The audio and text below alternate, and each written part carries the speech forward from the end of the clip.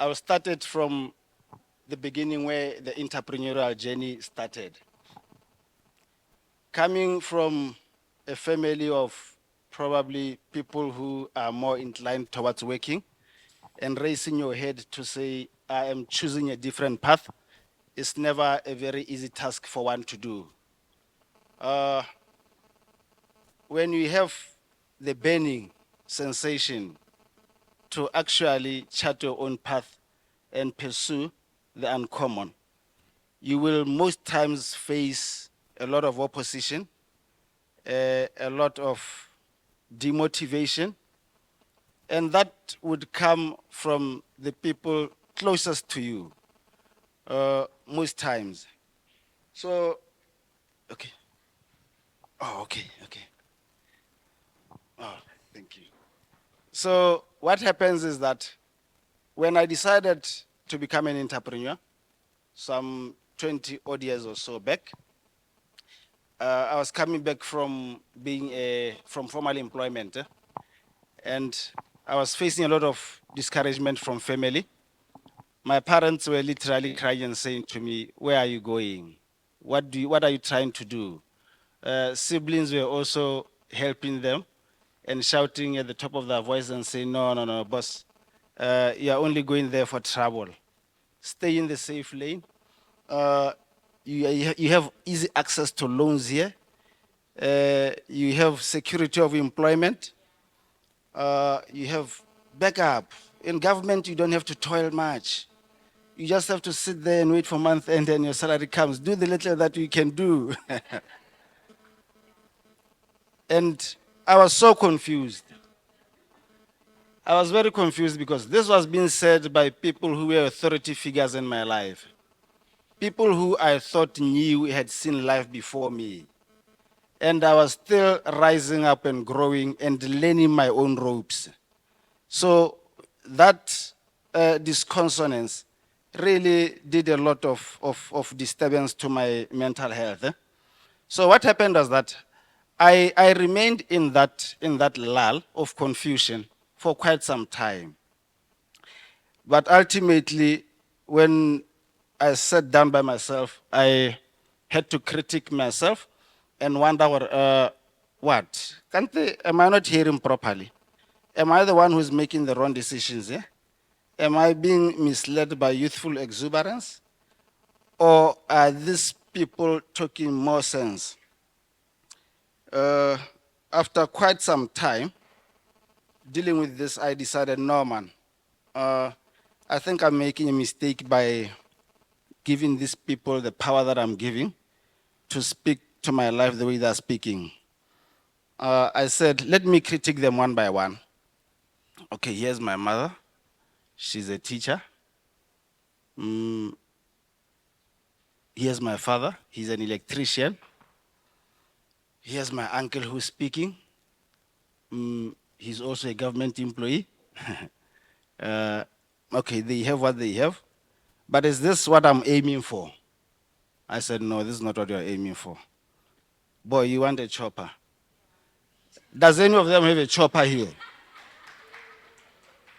So I said, no, no, no, no. I'm not going to take instructions from people here. I think this is the way we break paths, me and them. So I decided, no, I'm jumping ship. Like I said, I was a teacher by then. So one good morning I left, I went to work. I got there, I said to the headmaster, we need to have a meeting. Headmaster says, okay, have a seat. So we have a seat. Then I said to the headmaster, I'm here to actually quit. So he says to me, hey, wait, what's your problem? I said, no, I've come to say thank you for the job. I'm leaving. So he says to me, no, no, but you don't leave the job that way. I said, how do you do it? He says, you write a letter and you resign.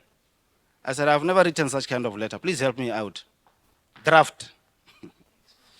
So the headmaster brings a piece of paper, just down a few notes, shows me how the structure of the letter should be.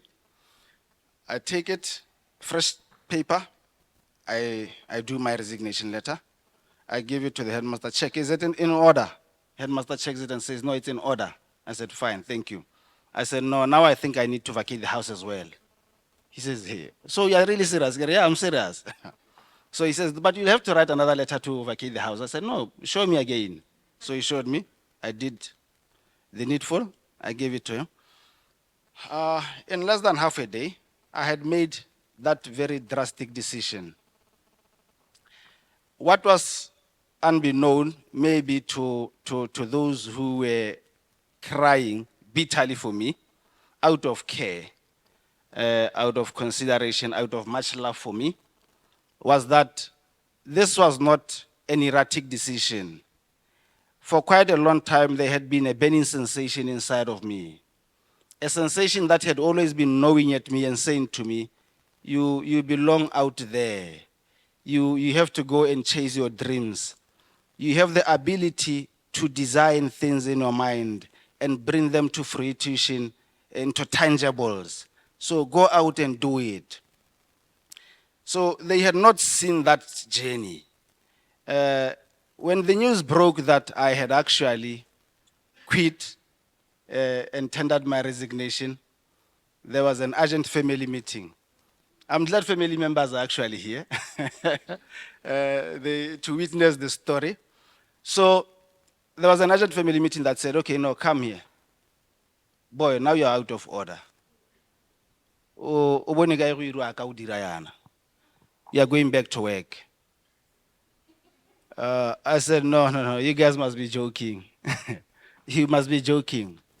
When I left for work, my first appointment, I had consulted you and shared with you my dreams. But you dismissed them and said to me I should go out into the wilderness there and learn life. So I've gone and I've learned and I'm back now. But now I'm back with my own terms. And this is how we are going to roll now. Huh? Fine. Into there. The key lessons from that episode was that when you need to make decisions that are going to direct your life, you should be conscious of the fact that what you need most is conviction.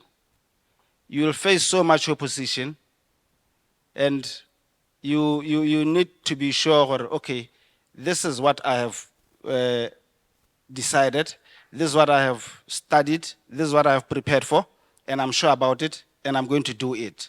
And then you can disregard that opposition. Fast forward, I'm into the business field now. And I had always known when I started that what I wanted to do was primarily real estate.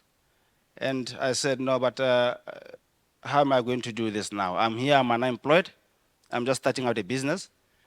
Where am I going to get the funds from? First option would be getting the loans, maybe CEDA. You know, you always go for those easy options and think already they will bring in the solutions. I looked at, contemplated those, but then I said to myself, no, but I see a lot of guys here awash with money. What are these boys into? I said, okay, no, these guys are into construction.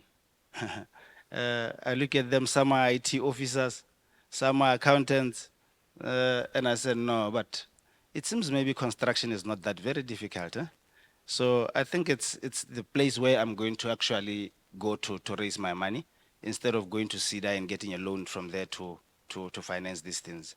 If I can study this particular one and diligently study how it is done, then I should be able to learn and know. And then it should bring in the money that I need, that I could be taking as a loan. Now I should have it as profits from my own projects. So this is the path I prefer to take. So I found somebody who was into construction. I said to him, hey, guy, I'm interested in studying construction.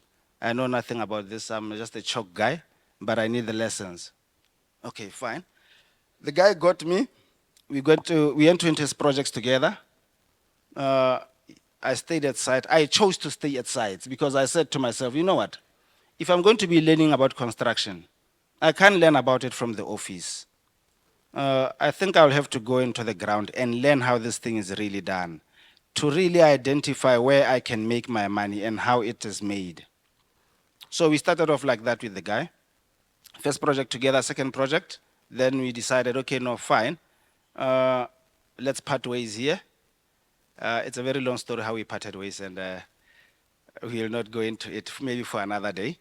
But I left with nothing from that partnership except the lessons.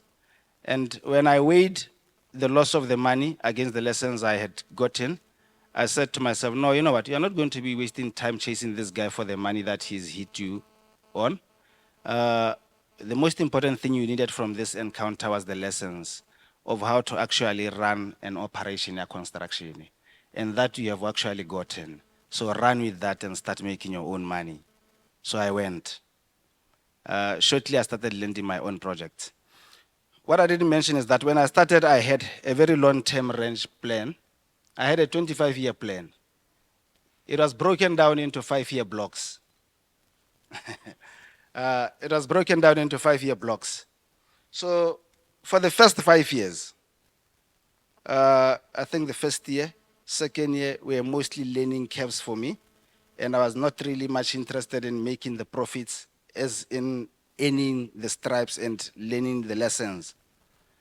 But by third year, my dear friends, things started changing. Things started changing. I started getting projects on my own, winning the tenders, going to the sites, making the monies.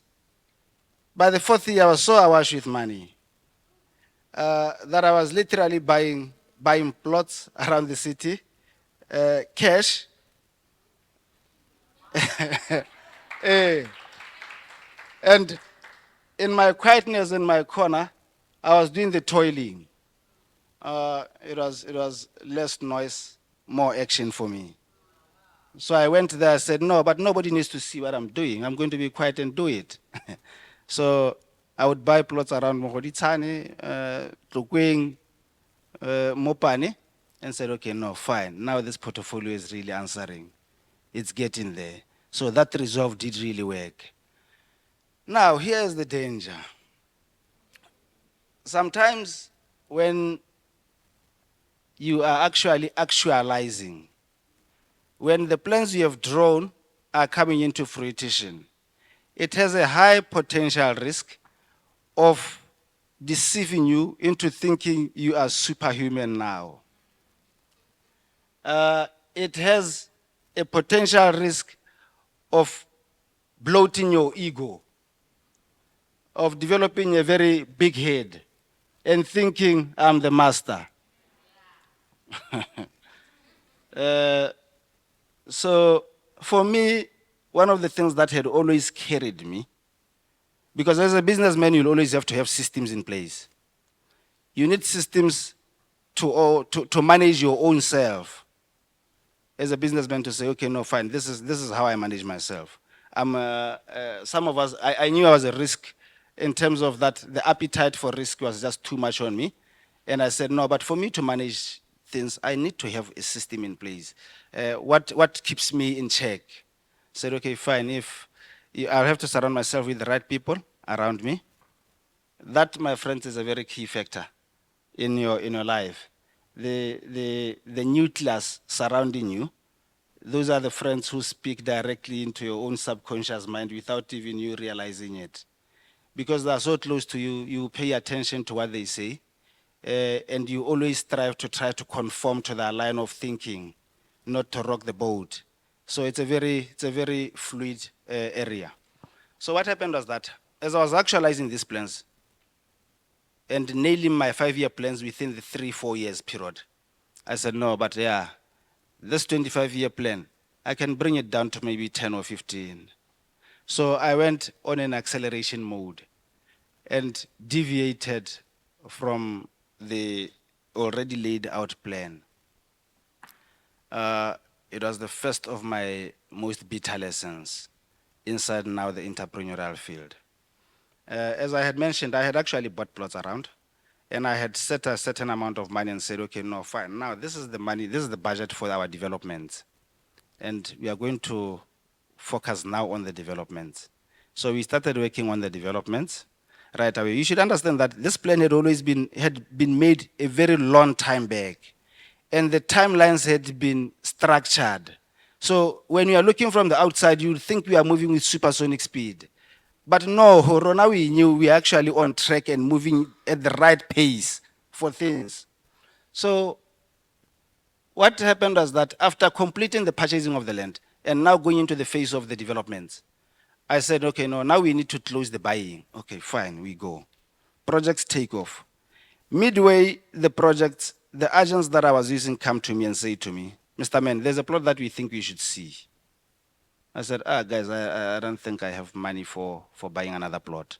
Then they said, no, but we think we should see this one. It's very nice. So I went out and I saw the plot.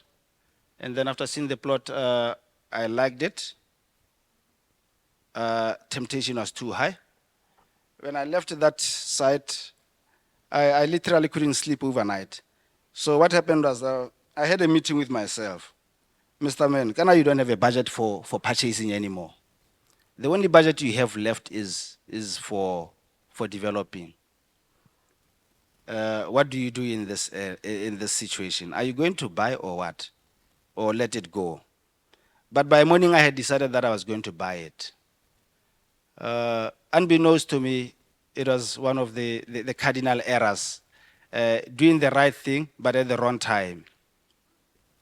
So I had to hive money now from the vote that was safely put for the development, and now take it towards buying. So what are the money now left in the vote of development is actually very little now.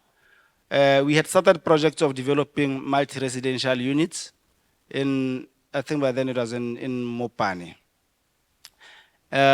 We had just finished the roofing and we were supposed to be starting to go into the phase of doing the finishes. So the money I'm taking is belonging to what? To the finishes. So I said, you know what? I'll find a way. I always do. I always do. So it goes. I think in about a month from that transaction, now the screws started coming off one by one. First, it was the guys at site now wanting money for work done, which was not readily available. I started negotiating with them. Before long, I had to run around amongst the family and say, "Charising ho, Banela." I try to patch. I pay the people there. Can't tell I have to borrow from almost everybody around me. By then, I think we had this other motel which we had actually accumulated a lot of money in there.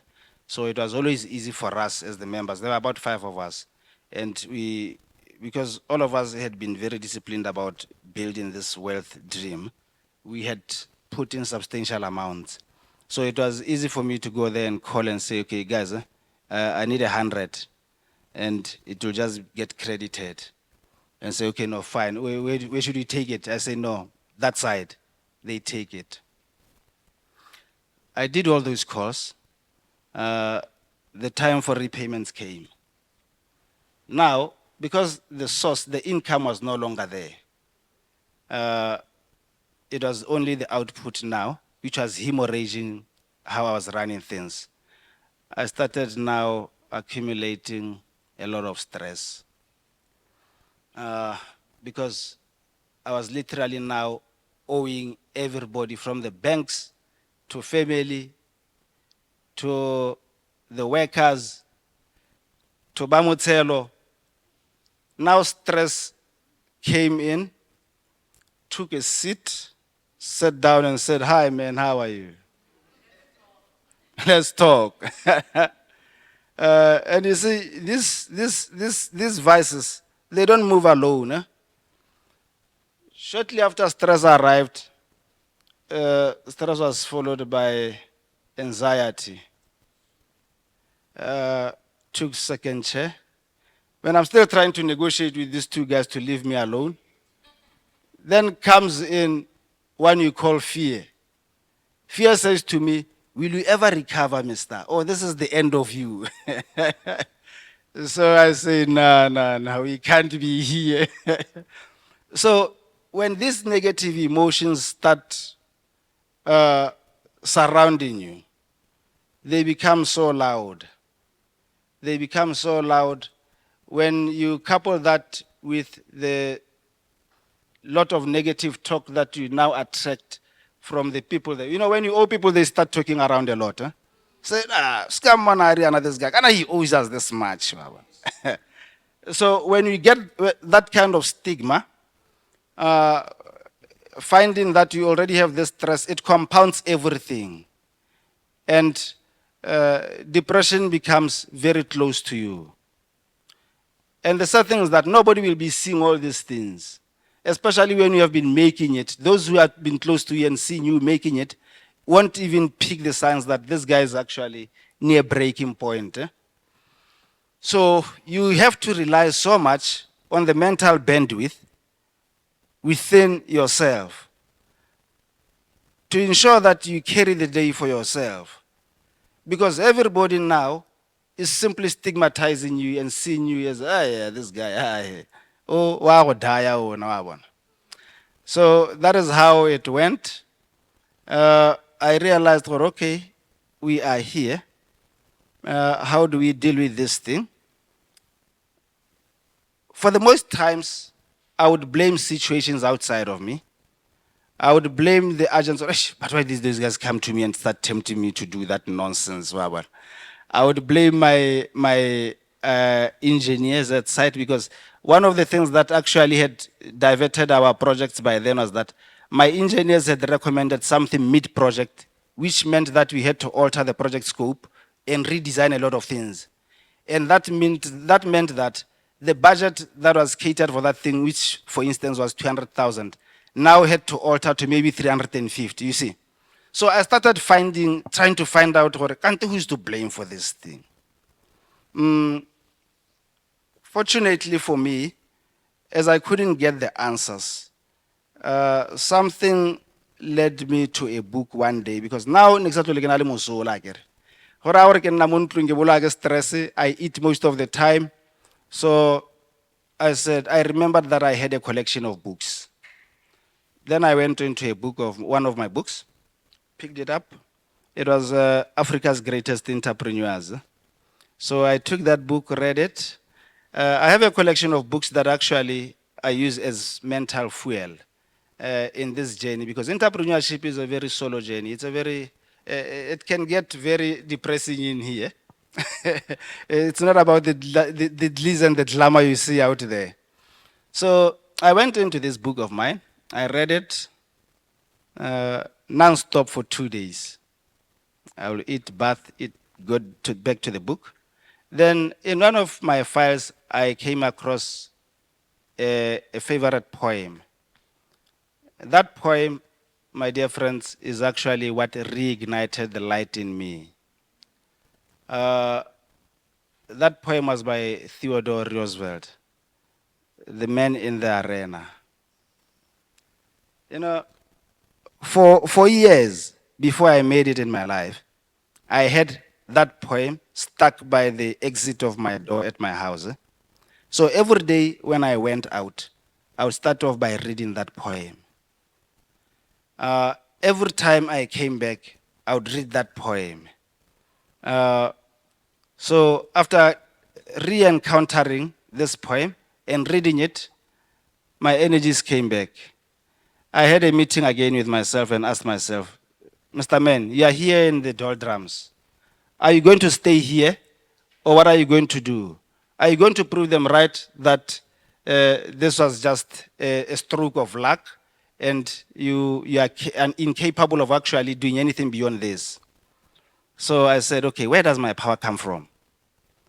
Then I realized instantly my power comes from having a mental diet in the format of books, in the format of inspiration, in the format of keeping myself surrounded with people who are actually just adding to me.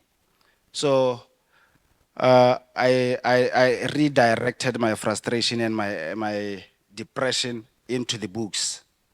I started reading more, finding one author after the other. Some of the first books that I actually delved on were books by Napoleon Hill. I had always heard of this book, Think and Grow Rich. And I had always heard amazing stories about it, but I had never read it. So I went to the bookshop, I got this book, And I read that book so thoroughly, I studied it. When I finished that book, I went for another book which was called Success Habits, again by Napoleon Hill. From there, I went on to his other collections. So, what really carried the day for me in all this depression was that I realized that I had outsourced my mental power. I had outsourced the decisions to speak into my own life. You know, our voices and the statements we say to ourselves, they carry so much weight in how our lives are directed. And it dawned on me that during these difficult times, I had stopped now directing my life and telling it, or no, I want you to move in this positive direction. I had allowed the fear and the anxiety and the worry to eat at me and given them prominent space which I shouldn't have given to them. So upon realizing this, I said, no, but I'm going to viciously attack these guys and ensure that they are going out. And we did that precisely and very viciously. I think within a period of about maybe 3 years or so, we had made a very good turnaround. And remember, like I said, our goal plan had been 25 years. So after the first 5 years, we came across this stumbling block and a position at which we stayed for about 3 years or so. But upon rediscovering where our strengths really lie, we managed to come back within a period of 2-3 years and actually achieve most of the goals set in those other 5-year plans ahead within a very short period of time. So the paramount lesson here is that you can never know or anticipate where your attacks are going to come from. You can never foretell what is going to upset the horse cart.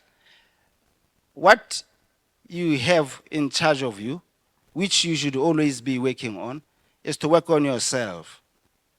As an entrepreneur, you will need a solid mind, a steel will. And the only source that can give you that should be found in the books that we read, in the mental diet that you feed yourself. Avoid mental garbage at all costs. Avoid the kind of friends that are actually not aiding to you, but are rather just subtracting from you. You know, it's sad how sometimes we enjoy spending so much time with people. And at the end of the times, we never really manage to account and say, but this is the kind of value that this person has actually brought into my life. You know, the dry periods that I went through from that incident taught me that you really need to perennially be working on sharpening yourself. And you need to always be critiquing and auditing yourself. You know, there's a difference between criticizing and critiquing. Make it a habit that if you are going to be in entrepreneurship, all the time you have to check and say, but am I moving in the right direction? Am I moving at the right pace? Am I surrounded by the right people? Am I doing the right things? Because sometimes we are our own worst enemies. So if you cannot make the time to say, let me critique myself, you will not get it. Thank you, ladies and gentlemen.